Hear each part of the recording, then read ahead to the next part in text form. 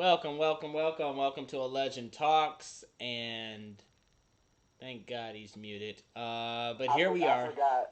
Sorry, I was just jamming out to that intro music. Welcome to Legend Talks.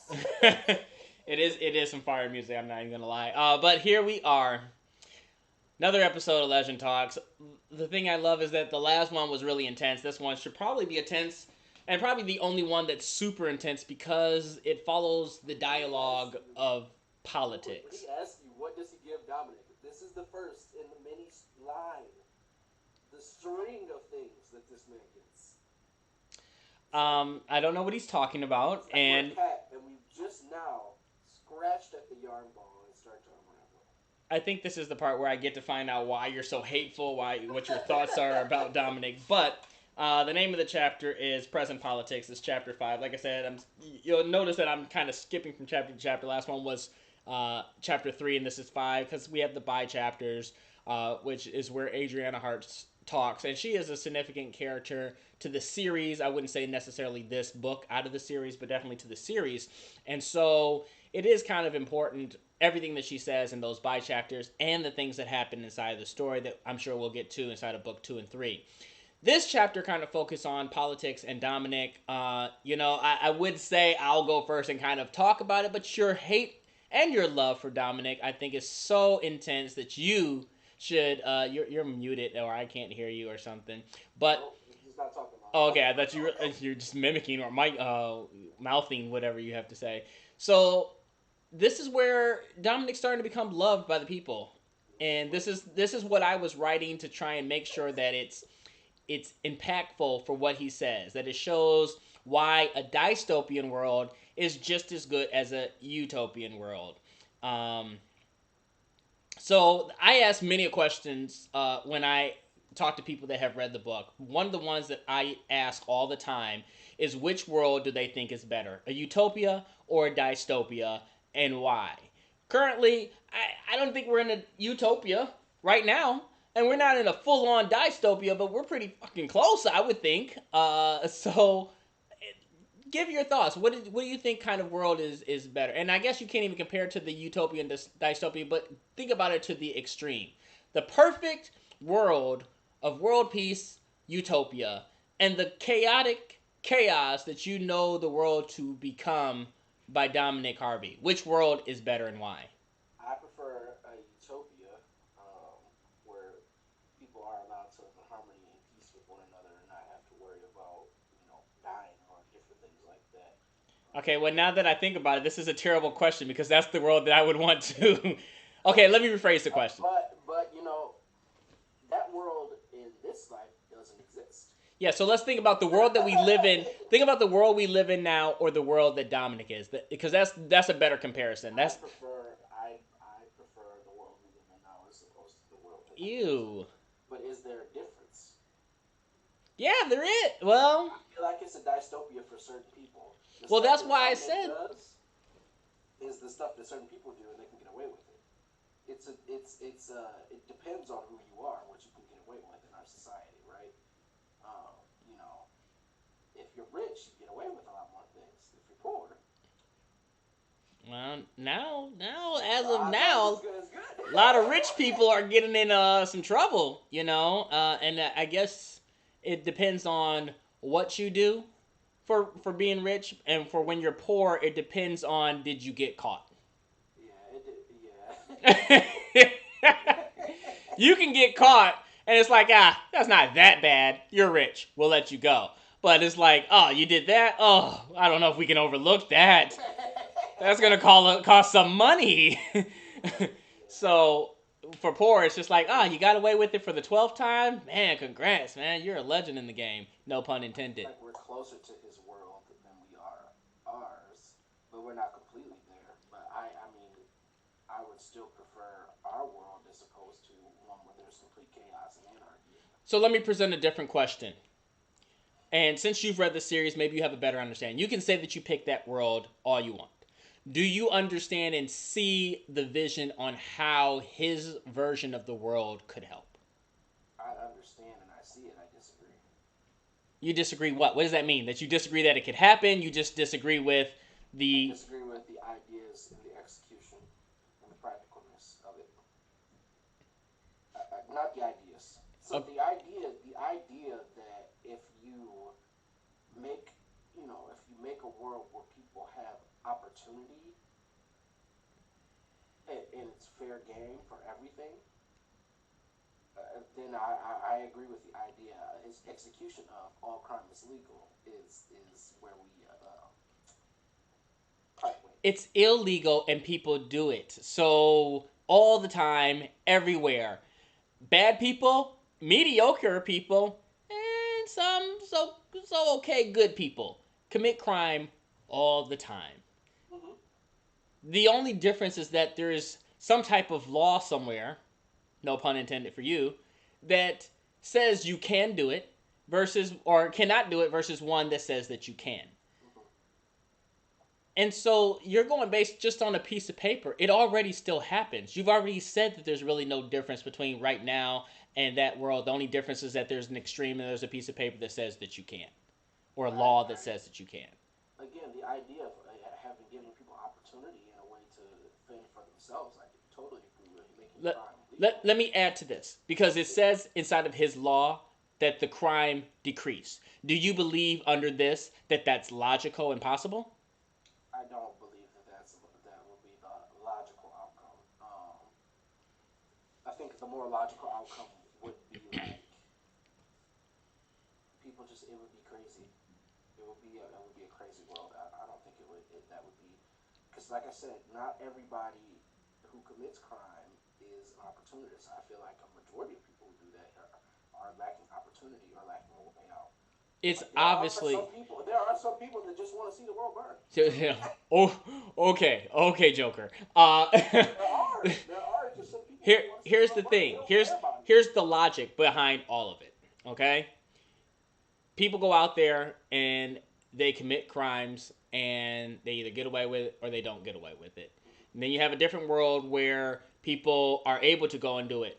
The question that you have to ask yourself is how long that is going to last. When people commit crime and it's illegal, they're going to keep doing it because they want to see if they can get away with it. No different if someone says, don't touch these cookies on top of the refrigerator. Now I really want to touch those fucking cookies. Don't touch the red button. Now I really want to press the red button. But in the world like Dominic's, how long is that? Yeah, it's going to be chaotic for a little bit. Yeah, even in the book, it starts off to get kind of crazy and motherfuckers are doing all kinds of shit. But is that going to be long term? After so many people dying and people stealing, now you've stolen everything. What else left is there to do? You've already pressed the button. You know what happens. Why press the button anymore? You've already got up there and ate some of the cookies. You know what they taste like, or they're all gone. What's the need to go back up there? And so that's the same concept under this. You create crime. Everyone now has what they want. Yeah, you had to fucking. A lot of people died during the process. There was a lot of crime and hate. And unfortunately, I'm not saying that I'm for that at all. What I'm saying is that the world that he presented is possible, logical, especially with you being in law. Reasonable doubt, I guess, is the term that I'll use. With reasonable doubt, it's possible for that to end. It's a morality difference, right? I don't.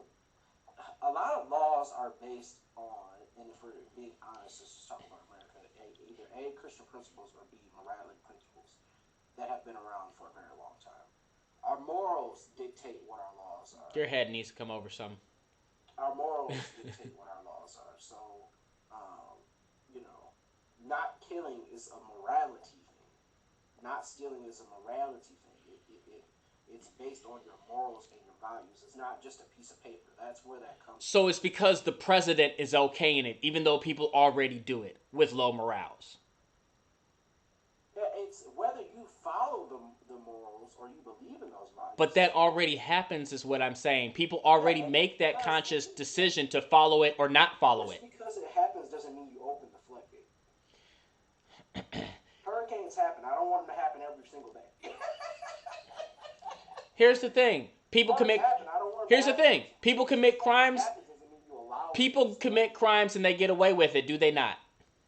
People commit crimes and get away with it. Yeah, sure, there are people. So what if everyone, while there's still laws that say that you can't, what if everyone just decided, I'm going to break these laws and commit crimes and do whatever, and we'll see if we get caught. And in all honesty, when you think about it, because I said that at some point you just can't do anymore. At some point, you run out of room at jails. Motherfuckers gonna be bunking up together, or We have that problem now. We do. So anymore, so So anymore is not going to help. we have that problem now. So I don't think it would have anything to do with that.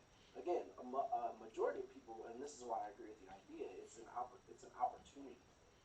But I don't think the solution is let's just make All right, Christianity all right. I got you, Mother Teresa. It doesn't matter what I say to try and convince you that there are pluses from both sides. The world we have right now with laws and the world that Dominic creates. And it shows within his thing. Whether you want to call this book. also, just to point this out, Dominic killed a woman before he was president, so he would never be president. He would never Well, be. Dominic was a criminal before he became president. So he was already Not doing shit. otherwise. He killed a woman broad daylight at a political rally.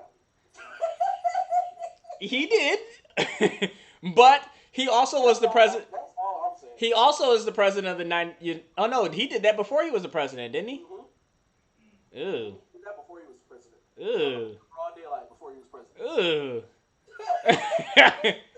Yeah, but I can't think of the guy's name because I don't really watch the news. But there was some white young kid who had walked down the street again, or not again, but he killed somebody, and they didn't lock him up. I don't. Am I right or wrong on this story? This was recent. That's a lot of people. That's a lot of stories. No, this is like in the last. I don't watch the news, That's so a I don't lot of really people. know. But I feel That's a like I lot of saw. people's stories. Are you talking about Kyle Rittenhouse? That sounds like the name. Yes. So nothing happened to Yeah, him. that's a lot of people's stories. Wait. Did anything happen to him? Did anything happen to No, that's a lot of people's stories, but that's because of who he kills. him? Or who he is? He shot a woman broad daylight with a baby in her arms. So again, this What? man shouldn't even be president. Kai? Oh, you talking about Kyle did that, or you talking about Dominic? Dominic, Oh, okay. he didn't shoot no weed. She didn't have. She didn't have a baby. I don't think she had like a young girl. He shot her broad daylight in front of her kid. All right. So did Kyle. My whole point is that it He happens. got away with it. It happens all the time. Yeah, no. So I am not of the belief that system would work in the way. Well, guess what? Whether we call this a fiction, whether it's a fiction book or not, I see the plausible truth behind it. And you don't know if it would work because it's never been done. But what I'm I saying, would prefer to never have it happen. okay, but it's very possible considering how hateful people are in the world, how ignorant people are just to stay within their own beliefs of the system and politics and everything else. That to me bothers me, and I definitely want to touch on, like, we really haven't even got into the book yet in terms of the things that happen in the book, but that really bothers me. It's not about whether somebody's a Democrat or someone's a Republican, but the fact is there's so much hate behind, and I'll even say either of them, to put down the other side because they're against someone's views. It's so hateful and spiteful, and I hope that that message comes across inside of this book. It's okay to have your personal beliefs, but to call people stupid or ignorant and blah blah blah and such a bitch and cunt and blah blah blah, just so much negativity and hate is the reason why we're still people. If you didn't know what their political party is or their religion or whatever else, they're just a person to you. And if you're blind, you don't see color and they're just a person to you. And at the end of the day, anybody that puts down any other political side or any other person because of their religion or color is a fucking idiot. Is just as hateful or is just as wrong as anybody else. That's my opinion. Yeah, well, I agree, but I'm gonna hit you Hello? with a philosophical point, right? And it's like this: the the the human need to I don't want to say it's a need. Humanity has evolved, right? We've so-called evolved to the place that we are now, where we consider ourselves civilized and technologically advanced and all that other stuff. But it seems that human nature has not changed. All of these problems that we have in our world today existed in the past. The issues of divisions politically that took place in Rome and every other empire that there ever was. Crime problems, how we handle crime, death penalty issues, how we handle death penalty, all that stuff took place before. It's just these social issues. For all of our advancements as humans, these social issues and the issues that we have been brought up, we can't seem to ever get past them. Um, Why? and so Why do you feel that we never can get past them? a need for power in the human ego. I really think is what it is. Is that everybody wants to be somebody. They want to feel important now, especially nowadays. Everybody wants to feel important or feel like they're somebody, or that they're more important than other people, or that they're recognized, their name is known. It's like fame. Fame is a dangerous drug, and that was the same problem back then as it is now. Um, everybody, we don't exist as a human community. We exist as individuals or a part of a smaller community of individuals. But there are some people out there that are selfless. There are some people out there that are kind Yeah, and yeah. loving that care about But the number others. of people who aren't outweigh the number of people who are. I If understand we're that. to really be honest about it. I understand that. I deal with them a lot, and a lot of them. And here's the thing, because I have friends that are Democrats, friends that are Republicans. I've talked to both sides to understand. I actually understand both sides. I don't claim to fame to a certain party. I would say because of who I pick. Maybe I claim to fame a certain party, but I don't claim that party because I picked the uh, the person and not the party. A lot of people pick the party. Oh, well, we have to support the party because that's where we're part of the party. But there's so many people that genuinely, because they're stuck in their beliefs of their party, they think that they are a kind person while they say negative stuff. Well, the other person in that party, they're such a douchebag, and I hate them. They're stupid. They're ignorant. They're a bitch. They're this. And it's just like you're the hate that's coming out just because you don't like it. It doesn't even matter how many things that they've done are bad. It's nowhere compared to Dominic and what he's doing. And even if it was like, then be silent about your hate, or don't have hate towards that, but still support your side. It's okay to support your side, but it's the point that you expel hate from the other side just because you dislike them that is wrong and immoral to me. I think it's this is the problem is that there is science to begin with, and not just people having opinions. People have had opinions again for forever. Opinions about how to do stuff, how to run stuff, throughout many different societies and empires and different things like that. People have always had opinions and difference of opinions, and most of the time, those have led to war and blood and violence and So all sorts of everything other inside of things. this book, basically. Yeah, And pretty much. So yeah, it's just that's a difference of opinions, have caused that. but here's the thing, though. What you said resonates with me because you were talking about sides in general, and not just in politics. Sides have been created amongst everything that we fucking do. Android versus Apple. Yeah. Football teams and sports teams. Michigan versus State. You know, uh, the list can go on and on. Computers and cars, shoes. They just judge for who has rich, poor, black, white. It's always something that you have to pick a side for. Right, right. And to me, it's dumb. You can pick a side and that's fine, but it's like, all right, well, if you're not on this side, you have to down the other side. You have to hate the other side. You have to dislike the other side. You have to talk about why one side is better. Well, that's how we've operated throughout time. Humans have been in existence for how long? And this is where it leads. And until we, like I said, we've evolved in a lot of ways: technology, movement, travel, but our ability to deal with one another has not evolved. And until we get to a point where we can evolve our ability to deal with one another, we're going to continuously have these issues, crime and no crime. But again, just me personally, in my own personal beliefs, I don't think that time will ever come. Well, that's because you're not somebody that would commit crime, but that does not mean. And like I said, I'm not someone to say, "Oh man, I wish that this needs to happen," where crime needs to happen and be allowed, and that's how we'll do better.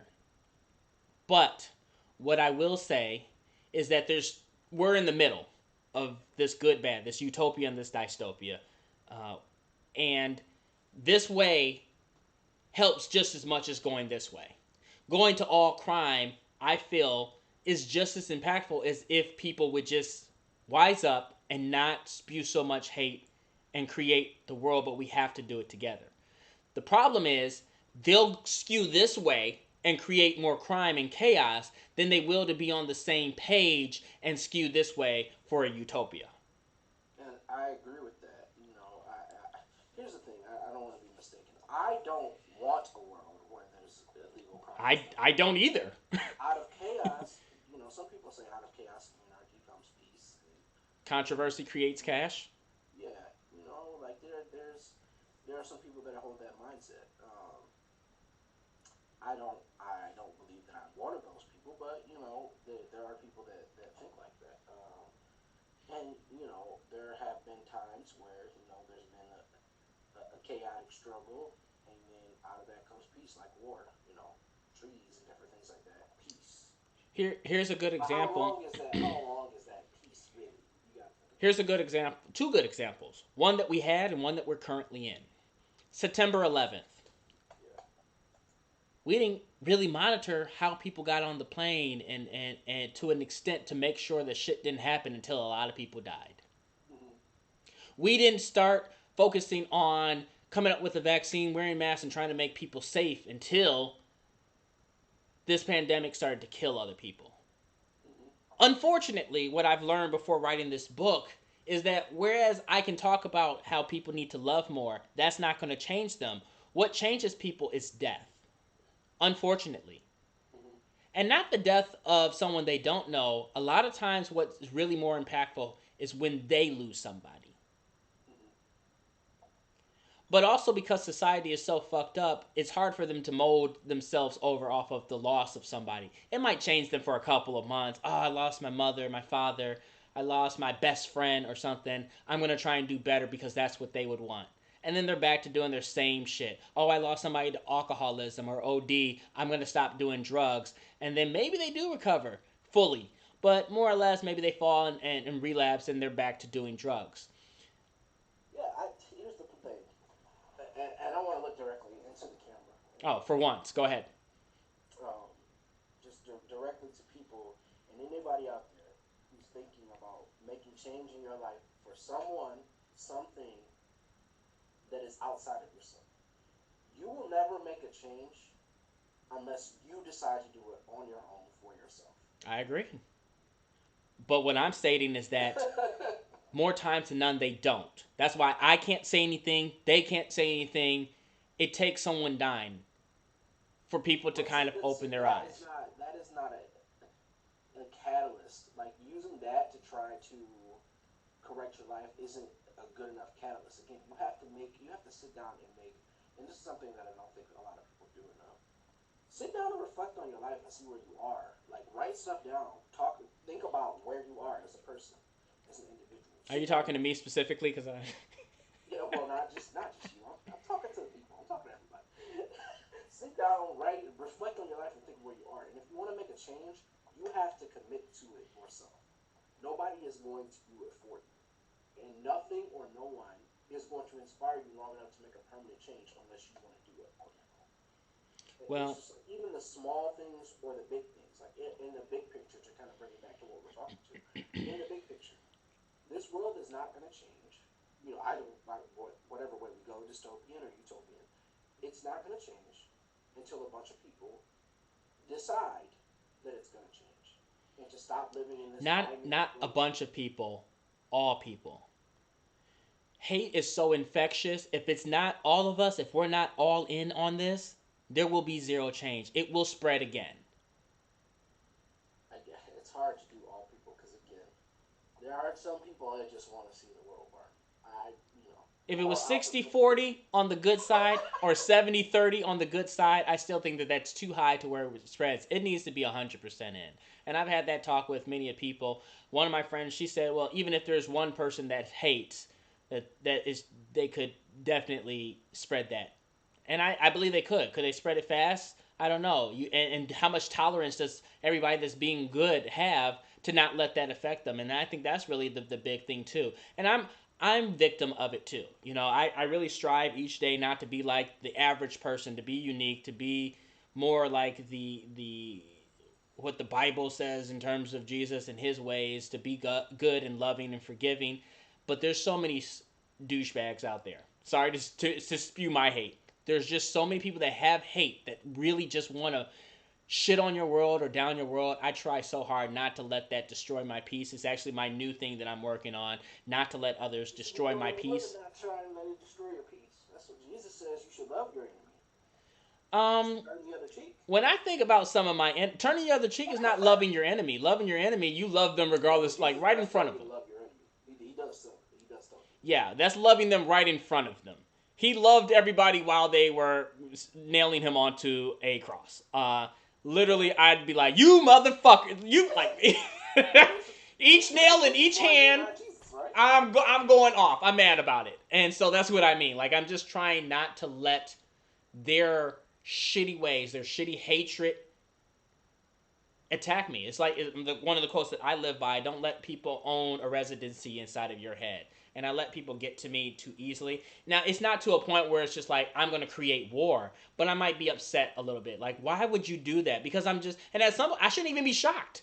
I shouldn't be shocked because I come across so many shitty people and a lot of people that are good people that tell me they're good and turn out to be still shitty. Yeah. Well, again, two messages from Jesus is to love your neighbor, and to you're supposed to be loving your enemy, and in a sense where it's hard to follow the example of Jesus. He's like supposed to be the shining star, and we're all just trying to, all of us were Christians or whatever. Not all We're of us. all There's some bad just people out in the world, but we're trying to be like him, right? Forgiving enough to let people kill us, which is hard. No one is perfect, but it's a good example and a rule to have. And for the reasons that you mentioned, is because when you start harboring those feelings towards other people, you allow them to take the space and a foothold, not only in your mind but in your life and in your time. Whereas if you send positive thoughts their way, they're not taking that negative space up, and you can still focus on the good things that I good things cannot that I cannot find a way.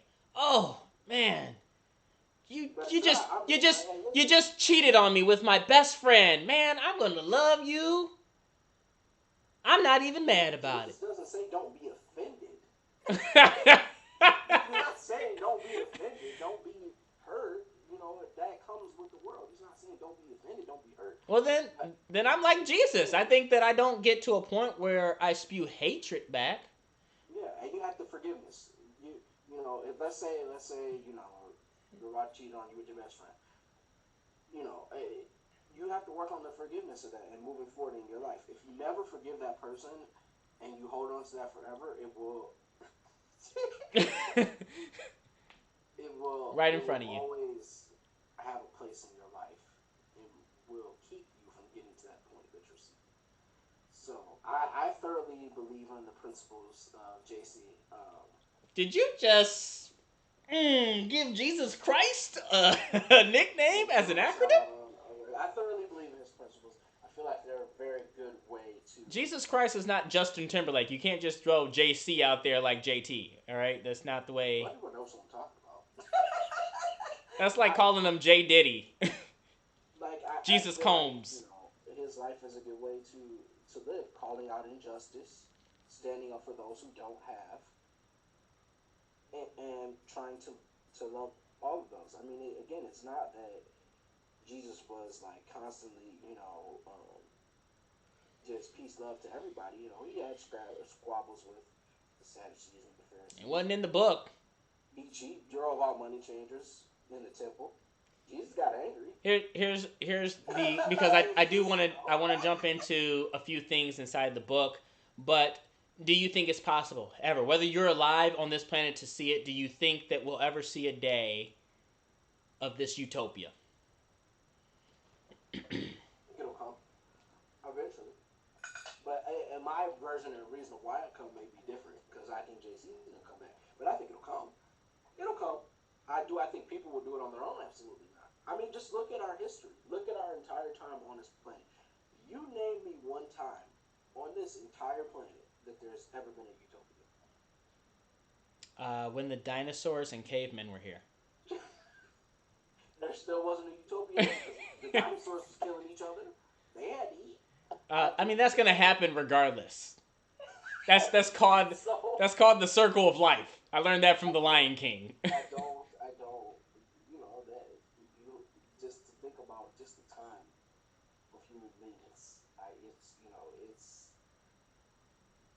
I don't think it's meant to be that way, honestly.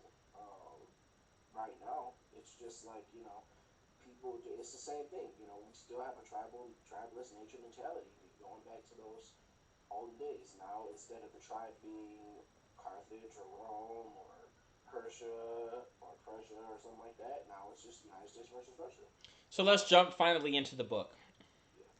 This is the chapter where it talks about Dominic raising Sky and Where all the he different. becomes president and you give him something again. Yeah, just want to point that out. Go ahead, continue. Would you like me to finish?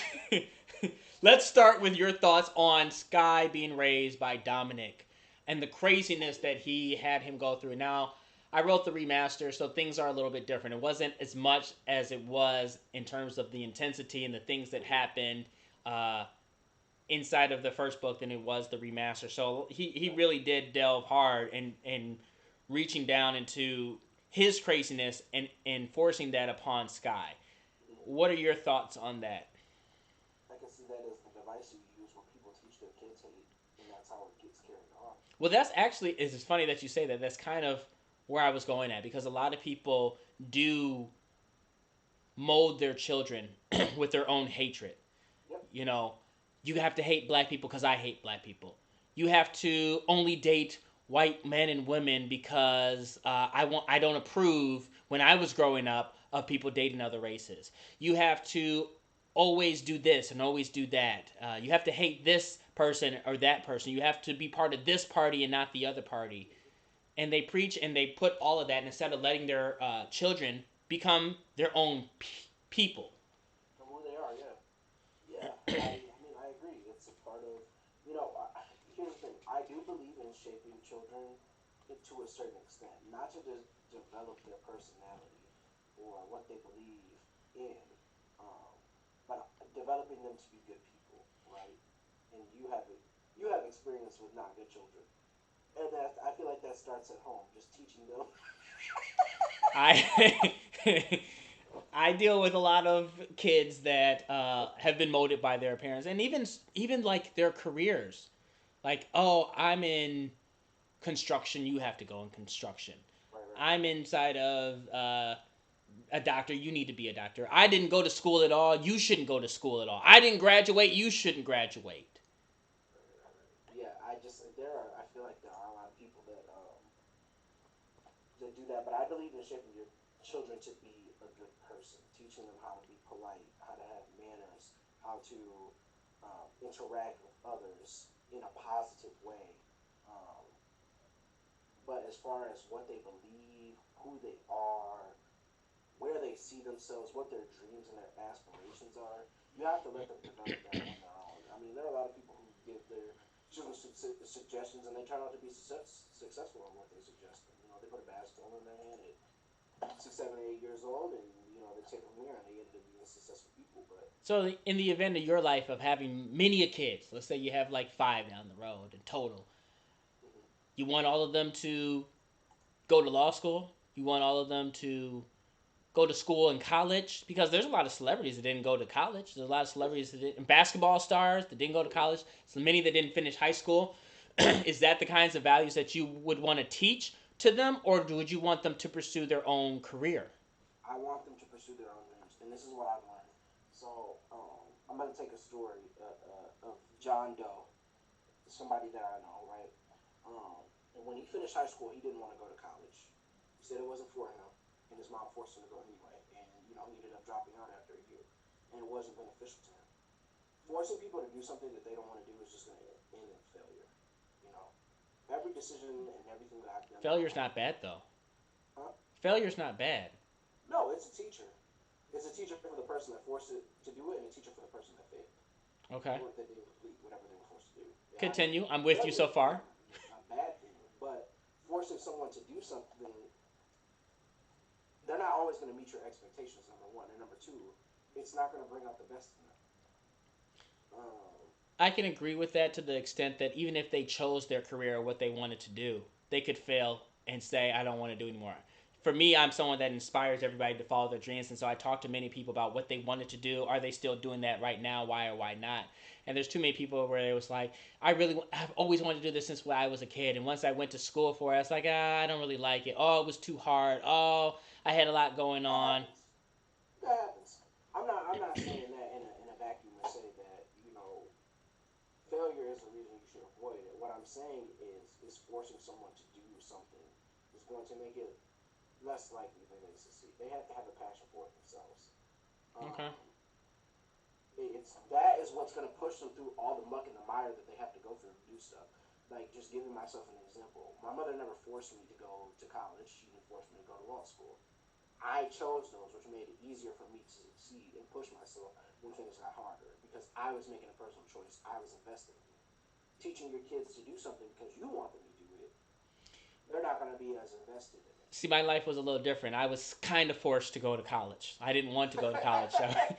I wanted to go into the military so that I can make easy money while still pursuing my career. And everyone in my family comes from a huge educational background. My mom has a PhD. Her father had a PhD as a doctor. His daughter, her sister, had a PhD as a doctor. And my dad, I think, has a master's or whatever. If not, he went to U of M, so that's still prestigious. So, they all come from a highly prestigious educational background. And I was not going to go to college at all. I didn't even fill out any applications. I was like, no, this is not happening. And they offered to pay for everything, and who's going to pass that up? And I was like, okay, I guess another 4 years. I really wanted to be done with school. I was so happy to make it to senior year because I said, I'm not doing any more school. I'm done. Um, and I went, and in all honesty, it was the best time of my life. I'm very happy that I did it, but in the same time, is that I also think back and say it was time wasted. That if I was going to go to school, that maybe I should have gone to an actual film school or like an NYU. And I think that I even asked to go to NYU. And NYU costs a lot of fucking money. So they said they were paid for school, but they didn't say they'd pay for a really good school. So it's like, well, shit, if I was smart enough and could get into Harvard. Yeah, no, I just that I there are some decisions that you should help your child make properly. But I think there are a lot of different careers and professions out there that are useful and valuable that get left behind. Training for stuff, plumbers, HVAC, different things like that are very useful jobs, and those people make just as much money as I do for it. More. I mean, people that No, no, didn't no. go to college make more than me, who was in debt because they did leave like a small student loan for me. They didn't pay for everything like they said, which was an argument. I was like, "What happened to everything?" So uh, I'm not inside the same position as people that didn't go to college, where they're out there making a shit ton of money. But the thing is, when we talk about money, for anybody that says that they don't believe in this, whether that or believe in that concept, should I say, whether this is a fiction book or not, even look at it. In your eyes, you can speak it to be fact. And anybody that reads this book can speak it to be fact. That Sky raised by Dominic made him who he was. Right. If he was raised by John, You might be a different it would person. have been a completely different person. Mm-hmm. And so it's not really about the person choosing, it's about really how you raise them. If you are impacting those values and beliefs and mindset on them. And that's what I mean when I say shaping a person. I do believe that parents should shape their children to be good people. To be polite, have good manners, to want to give to others, have a heart of giving, have a heart of sharing their talents with the world. But at the end of the day, because what you do is not who you are, right? Um, I am a lawyer, but that's not who I am as a person. You know, like that's just what I do. What you do is not who you are. What you choose as a career does not make you who you are as a person. What makes you who you are as a person is how you live your life, how you value others, what you give to other people, and the legacy you leave behind. That's your fruit if you're a tree, not what you do. So, what you do can contribute to who you are in that aspect, but those two things are not the same. And so, yeah, parents should, you know, shape their child in that way, but I don't think they should be making active decisions in their life about, what they do career wise or other things like that. Obviously, you have guides and rules in your house. You don't let them go out partying and doing different things like that. Like, obviously, that structure is to help continue to make them a good person, keep them on that path, but there's a difference. It makes me I'm want to talking go to those people that like to pigeonhole their kids into things.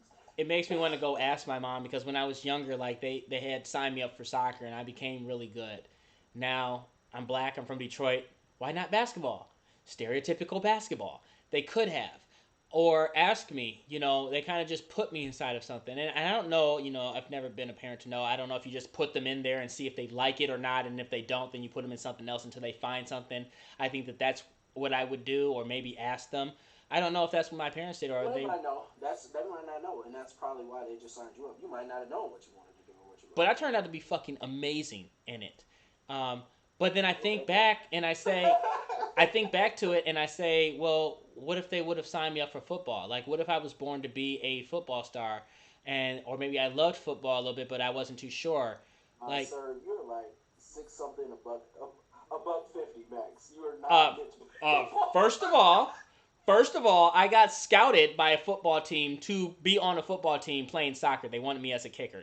Not everybody on there has to be beefed up. Just like in wrestling, No, as you're a not wrestling everybody has fan, to not be everyone good. needs to be a Brock Lesnar's build. That's why you have I don't know Spike if you can Dudley. be the kicker though. I don't think you can make any field goals. First of all, I'd kick your head right through the fucking field goal. How about that? But I can say with almost 90% certainty you are not meant to be a football player. For sure, I played flag football throughout my entire childhood, and I was fast. So I could have been a what do they call it, a running back? Are those small guys? Anyway, regardless, the fact of the matter is nobody could fucking touch me. And regardless of how small I am now, there's a lot of people that are small that beef up. I could have beefed up. Hey, why are we having this talk? This is about a legend talk. So Boy, you 150 pounds soaking wet. I'm 155, and I'd smoke you in football any day of the week. Anyway, back to a legend talks.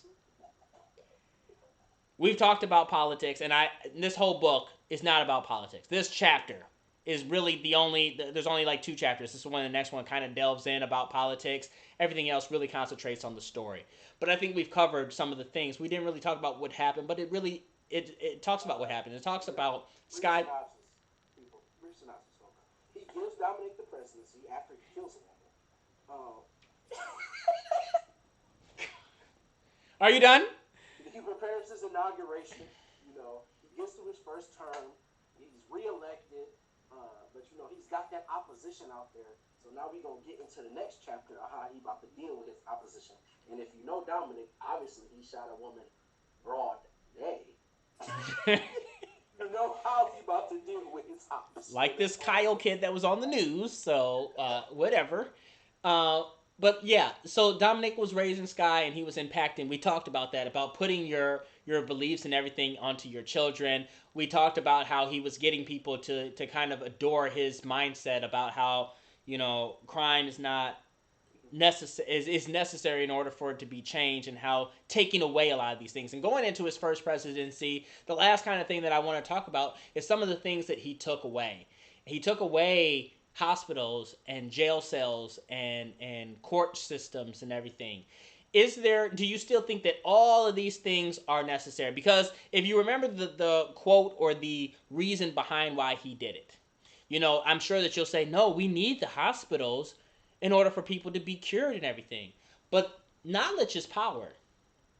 People will pick up a gun before they pick up a book. And the sad thing is that we all could be doctors and help each other and heal each other. Really, hospitals aren't needed.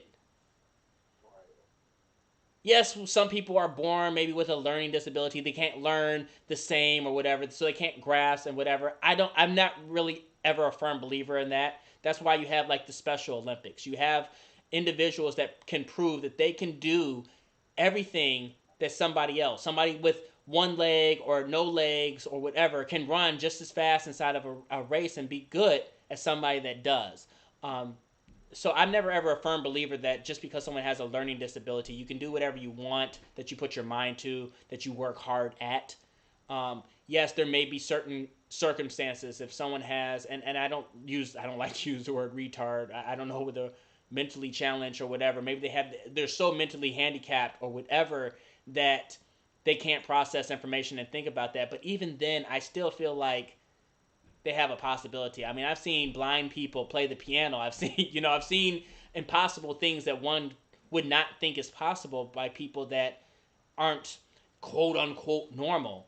And that's just the power of people and the power of the brain, that you can do whatever you want. So to me, do you think taking away any of those things is bad? Do you think that we need them? What is your insight on that? Um, Hospitals.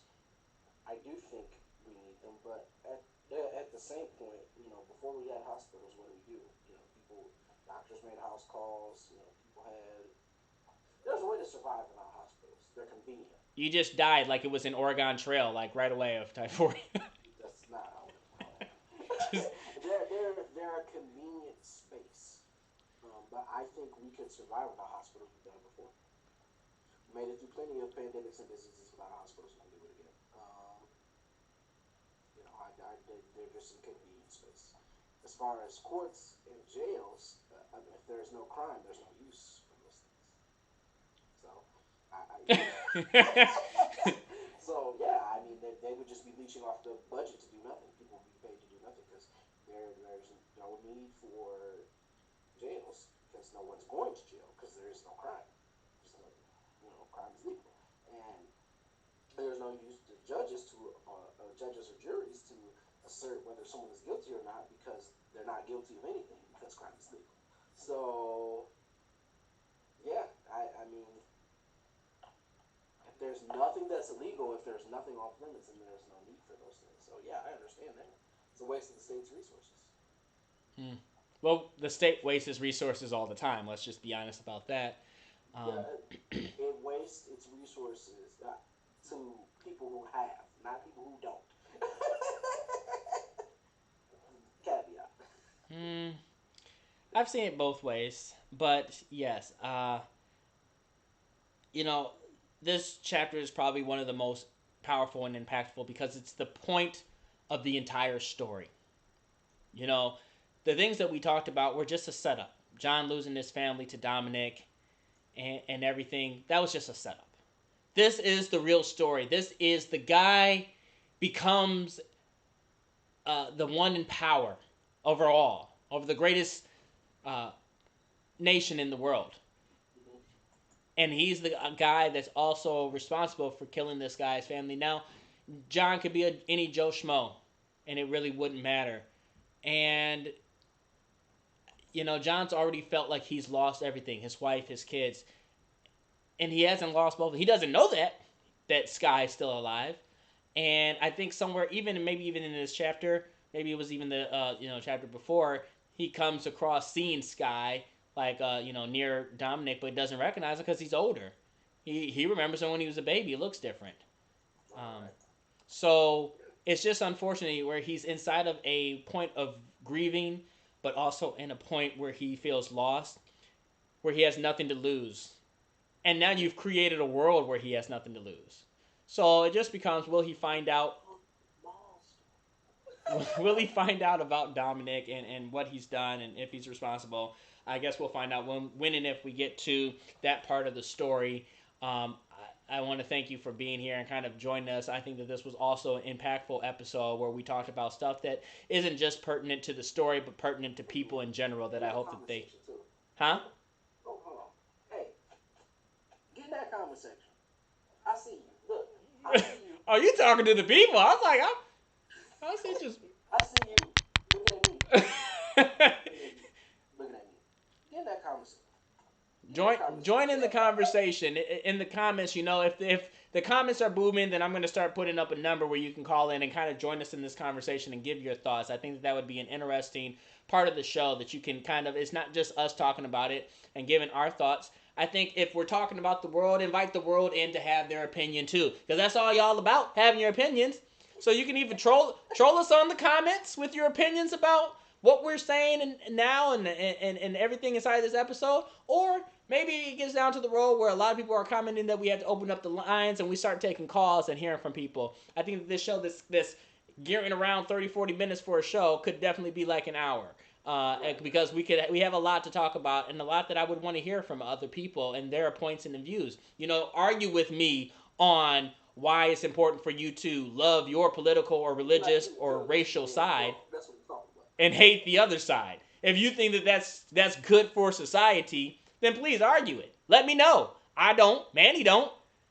If there's no way that there's logic that you could bring to the table that says that is good.